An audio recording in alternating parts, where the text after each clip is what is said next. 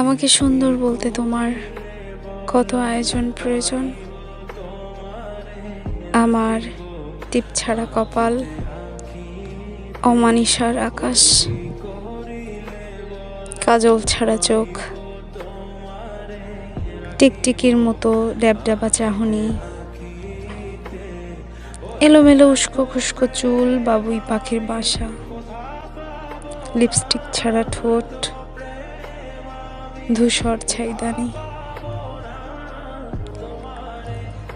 কখনো এই আয়োজনগুলো ছাড়া আমাকে কল্পনা করতে পেরেছ?